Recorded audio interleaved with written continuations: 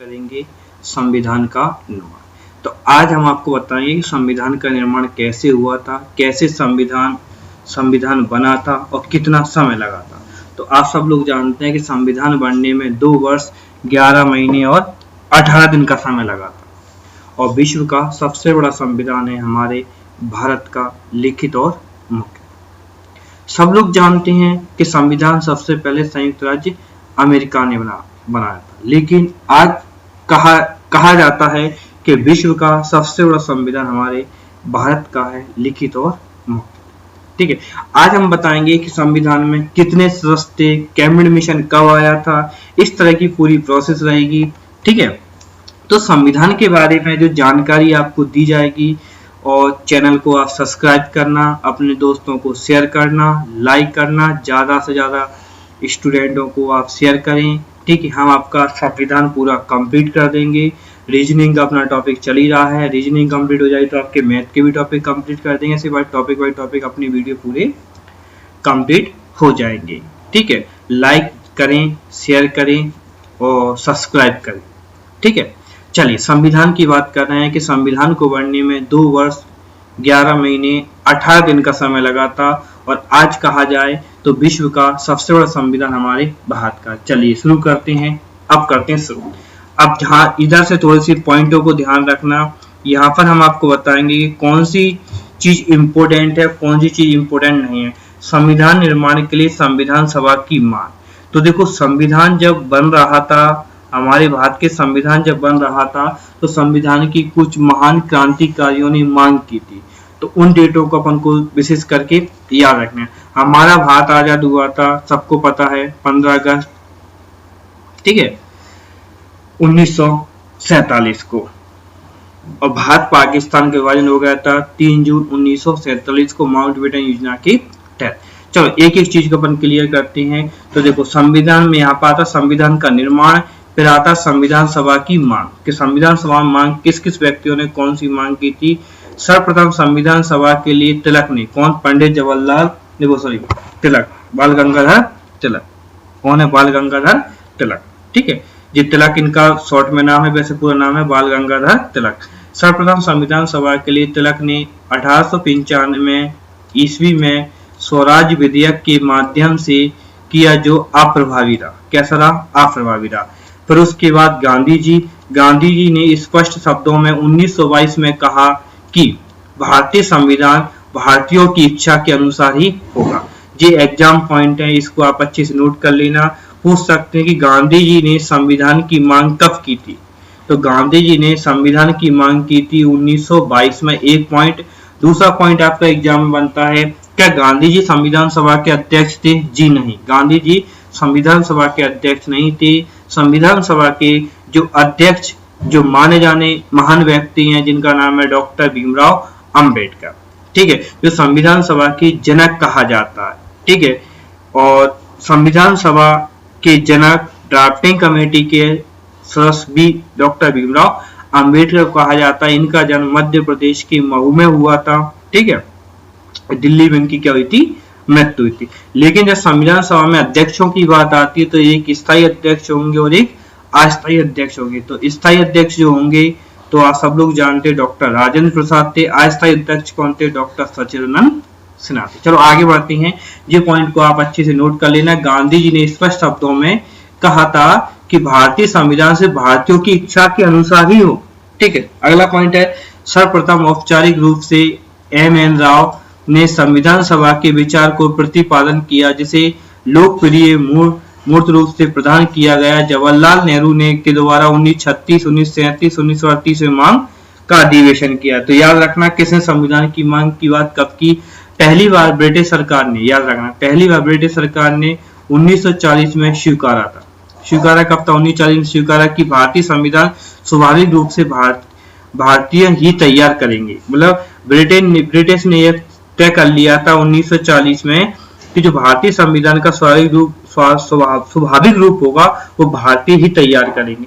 कृषि मिशन, ये बहुत पूछा जाता है, वेरी इंपॉर्टेंट है, एग्जाम में आता है कि कृषि मिशन भारत कब आया था? 1942 में। समझ में आई सब लोग? अपने रजिस्टर लें, पेन लें और नोट करते चलो, जो इंपोर्टेंट बताओ उनको नोट करते जाएं। कृषि मिशन कब आया था? 1942 में। संविधान निर्माण हेतु स्वीकार किया, संविधान सभा के गठन की बात कही किंतु उसे अस्वीकार कर दिया था। कैबिनेट कृषि मिशन कब आया था? 1942 में आया था, लेकिन इसमें एक कथन पूछा जाता है, गांधी जी ने इसके बारे में कहा था जी आने वाले चेक, ठीक है, कुछ ऐसा एक कथन है, तो आप लोग अच्छे से पढ़ लेना। गांधी जी ने चेक के बारे में कहा था, ये आने वाली डेट। उसके बाद है कैबिनेट मिशन। कैबिनेट मिशन का आगमन कब हुआ था? अब ये कैबिनेट मिशन देखो, वो कृषि मिशन था, वो कृषि मिशन कब आया था? 1942 में। ये कैबिनेट मिशन, ये कैबिनेट मिशन के आधार पर ही संविधान सभा की आधारशिला रखी गई थी, और किसने रखी थी? पंडित जवाहरलाल नेहरू ने। तो क्वेश्चन आता है कृषि मिशन कब आया था? मार्च में आया था, बस याद रखना, यहाँ की डेटें थोड़ी सी गड़बड़ होती हैं, लेकिन आप याद रखना मार्च में आया था 1940 में। इसके अध्यक्ष कौन को? इसके अध्यक्ष, अब देखो यहाँ पर क्वेश्चन बच्चा फंस जाता है, क्योंकि कैबिनेट मिशन में आप 3 लोग पढ़ते हैं, पैट्रिक लॉरेंस और तथा एबी एलेंजेंटर स्टेफर्ड क्रिप्स। अब क्या व्यक्ति, 3 व्यक्ति पढ़ता है, तो आपके लिए एक चीज हमने यहाँ से नोट करके रखा है, अगर आपसे पूछे कि कैबिनेट मिशन के अध्यक्ष कौन थे, मेन हीरो कौन थे, तो कौन थे? पैट्रिक लॉरेंस, ठीक है। और अगर पूछे कि उनके सहायक और सहयोगी व्यक्ति कौन थे, तो ये भी एलेंजेंडर और स्टेफर्ड क्रिप्स थे, ठीक है, जिन्होंने यह रिपोर्ट पेश की कि भारतीय संविधान निर्माण हेतु एक संविधान सभा का गठन किया जाए, जिनमें कितने सदस्य थे? 389 सदस्य। तो पूछा जाता है संविधान सभा का गठन हुआ था तब कितने सदस्य थे? 389। कैबिनेट मिशन के अनुसार अंतरिम सरकार का गठन किया गया, दिसंबर 1946 को किया गया, जिसकी कार्यकारी परिषद सदस्यों की संख्या कितनी थी? 14। याद रखना, संख्या कितनी थी? 14। जी आपसे पूछ सकते हैं कि संख्या कितनी थी? 14। तथा इसके सभापति कौन थे? ये भी बहुत क्वेश्चन पूछा जाता है। तो इसके सभापति थे लॉर्ड माउंटबेटन। देखो लॉर्ड माउंटबेटन एक योजना आई थी 3 जून 1947 में, ये भी याद रखना, भारत पाकिस्तान का क्या हो गया था? विभाजन। इसके उप सभापति कौन थे? अब देखो कैबिनेट मिशन के जो कार्यकारी परिषद की संख्या कितनी थी? एक तो याद रखना पड़ेगी कितनी थी? 14। इसके सभापति कौन थे? कैबिनेट मिशन के सभापति कौन थे? लॉर्ड माउंटबेटन थे। उप सभापति कौन थे? पंडित जवाहरलाल नेहरू। चलिए अब अपन आगे बढ़ते हैं, थोड़ी रूपरेखा को डायग्राम वाले बताते हैं। जी संविधान का निर्माण, संविधान पर सर्वाधिक प्रभाव भारत सरकार अधिनियम 1935 का पड़ा। वेरी वेरी इंपॉर्टेंट क्वेश्चन है कि भारतीय संविधान पर सबसे अधिक प्रभाव किसका पड़ा? भारत सरकार अधिनियम 1935 पूछा जाता है। भारत सरकार अधिनियम कब आया था? 1935 को। ज्यादातर एग्जाम में आता है government of India act, direct पूछा जाता है गवर्नमेंट ऑफ इंडिया एक्ट कब आया था? तो देखिए आप लोग देख सकते हैं जो लिखा हुआ है गवर्नमेंट ऑफ इंडिया एक्ट कब आया था? 1935 में। इसी के आधार पर ही संविधान का काफी प्रभाव पड़ा था। देखो क्वेश्चन लिखा है भारतीय संविधान पर सर्वाधिक प्रभाव भारत शासन अधिनियम 1935, अर्थात भारतीय संविधान पर सर्वाधिक प्रभाव ब्रिटेन का पड़ा। किसका पड़ा? ब्रिटेन का। याद रहेगा सबसे प्रभाव किसका पड़ा? हमारे ब्रिटेन का। चलो आगे बढ़ते हैं। भारतीय संविधान का निर्माण करने के लिए ब्रिटिश प्रधानमंत्री, तो देखो ब्रिटिश के कौन थे? प्रधानमंत्री याद रखने इटली। ये पूछा जाता है ब्रिटेन के प्रधानमंत्री कौन थे? इटली ने 19 फरवरी 1946 को लंदन में कैबिनेट मिशन का क्या किया था? गठन किया था, जिन्होंने भारतीय संविधान को व्यवहारिक रूप प्रदान दिया था। पूछा जाता है कि भारतीय संविधान को, क्वेश्चन बन सकता है भारतीय संविधान को व्यवहारिक रूप किसने प्रदान किया था? तो आप याद रखना जो ब्रिटिश के प्रधानमंत्री कौन थे? इटली, ठीक है, क्लीमेंट इटली। इनका पूरा नाम याद रखना कि ब्रिटिश के प्रधानमंत्री कौन थे? Clement Italy. आप एक चीज और याद रखना, जब भारत हमारा स्वतंत्र नहीं हुआ था, जब भारत हमारा स्वतंत्र नहीं हुआ था उस समय लेबर पार्टी की सरकार चलती थी। किसकी चलती थी? लेबर पार्टी की सरकार। चलिए आगे देखते हैं संविधान का निर्माण।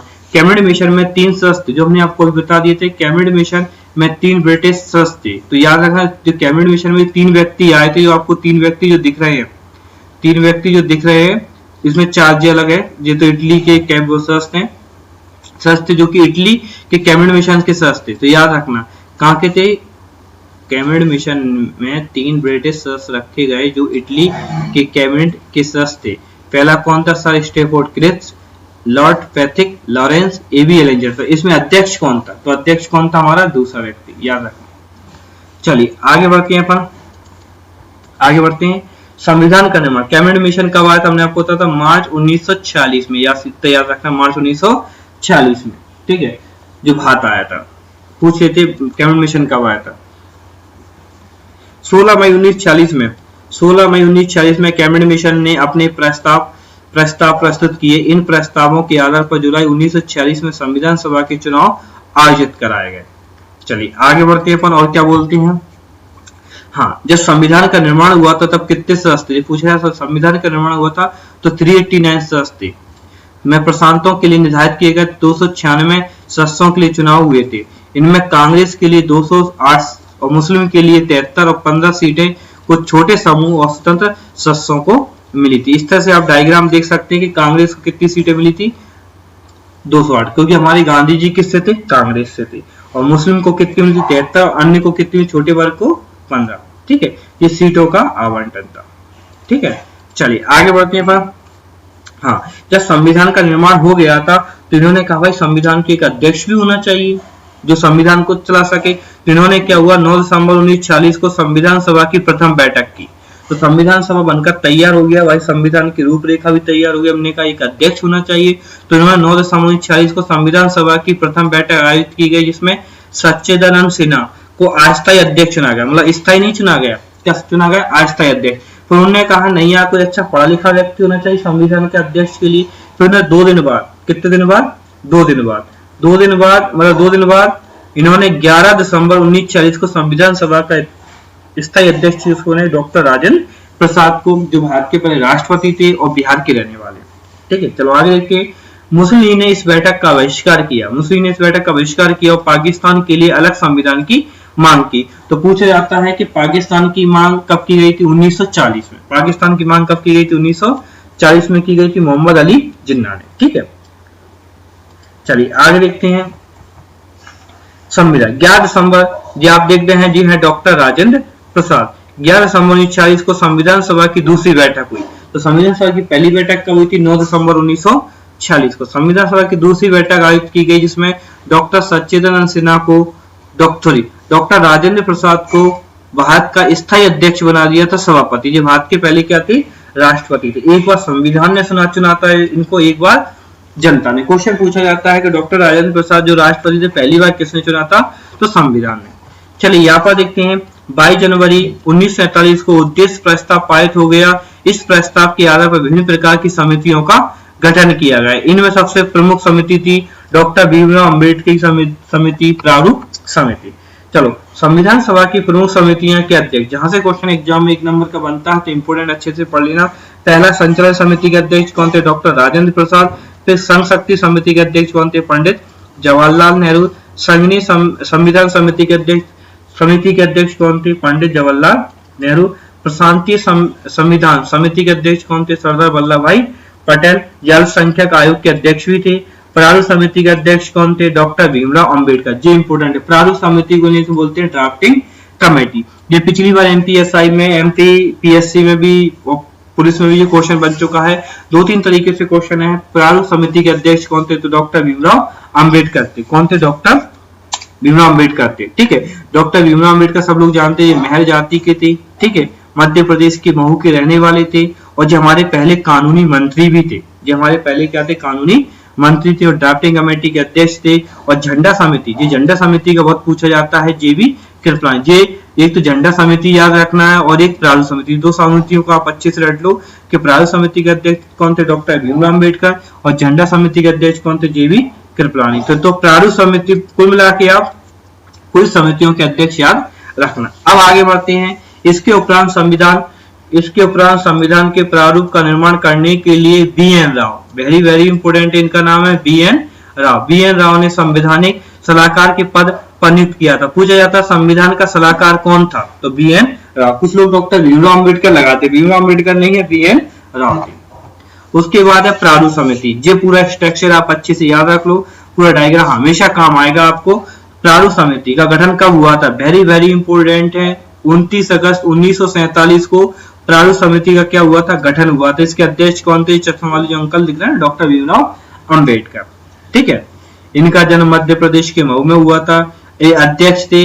संविधान सभा के जनक कहा जाता है, बड़े पापा छोटे पापा सभी इन्हीं को कहते हैं, किसको, डॉक्टर भीमराव अंबेडकर। इनका निर्वाचन स्थान कहां से, पश्चिम बंगाल से। कहा जाता है इनको यहाँ से टिकट नहीं मिला था, तो इनका निर्वाचन कहां से हुआ था, पश्चिम बंगाल से। एक चीज, सदस्यों की संख्या पूछी जाती है।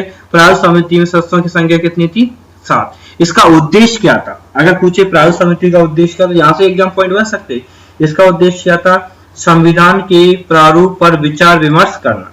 अब देखो प्रारूप समिति से क्वेश्चन क्या क्या बन सकते हैं, तो उम्मीद है कि आप लोग अच्छे समझोगे। पहला तो पूछ सकते हैं प्रारूप समिति के अध्यक्ष कौन थे, डॉक्टर भीमराव अंबेडकर। दूसरा क्वेश्चन पूछेंगे प्रारूप समिति कब गठित हुई थी, 9 अगस्त 1947 को। फिर पूछेंगे संविधान सभा के जनक कौन है, डॉक्टर भीमराव अंबेडकर। फिर पूछेंगे डॉक्टर भीमराव अंबेडकर का निर्वाचन कहां से हुआ था, पश्चिम बंगाल से। फिर आपसे पूछेंगे सदस्यों की संख्या कितनी थी, 7 थी। किसकी, प्रारूप समिति। इसका उद्देश्य क्या था, पूछेंगे प्रारूप समिति का उद्देश्य क्या था, संविधान के प्रारूप पर विचार विमर्श करना। समझ में आया सबको। चलिए आगे बढ़ते हैं अपन। यहाँ पर प्रारूप समिति के शास्त्र देख लो कौन कौन से थे, एग्जाम में पूछे कौन सा था कौन सा नहीं था, यही पूछ सकते हैं। तो पहले डॉक्टर भीमराव अंबेडकर थे, एन गोपाल स्वामी अयंगर थे, अल्लादी कृष्णा स्वामी अय्यर थे, कन्हैया लाल मणिकर लाल मुंशी थे, और डॉक्टर डी.टी. खेतान। इनकी मृत्यु के बाद कौन, टी.टी. कृष्णामाचारी को सस बना दिया। फिर उसके बाद एन माधव राव थे, और फिर सैयद मोहम्मद सदुल्ला थे। तो जिस सातों को याद रखना भैया, आपको बहुत अच्छे से पूछ सकते हैं कौन सा था कौन सा नहीं था। अब देखते हैं संविधान का निर्माण। तो देखो प्रारूप समिति तैयार हो गई। इस तरह की प्रारूप समिति ने संविधान के प्रारूप पर विचार विमर्श करने के लिए 21 फरवरी 1948 को संविधान सभा की अपनी रिपोर्ट पेश की, जिस पर 3 वाचन थे। 3 वाचन को आप देखना पड़ेंगे कितने वाचन हुए, 3।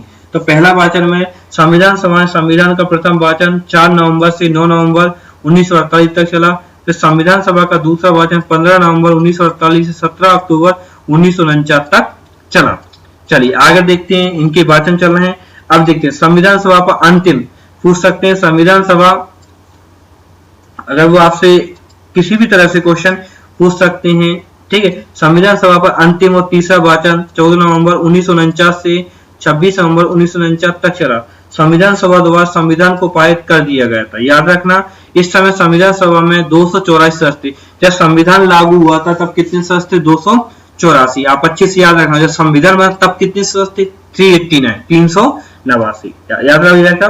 जब संविधान बना तब 389 सदस्य थे। नहीं, जब संविधान बनाने की रूपरेखा तैयार तब 389 थे, और जब संविधान बनकर तैयार हो गया तब कितने सदस्य, 284 284। चलिए आगे बढ़ते हैं। पर संविधान निर्माण की प्रक्रिया में 2 वर्ष 11 महीने और 18 दिन का समय लगा था। जी आप याद रखना, संविधान को बनने में कितना समय लगा था, 2 वर्ष 11 महीने 18 दिन।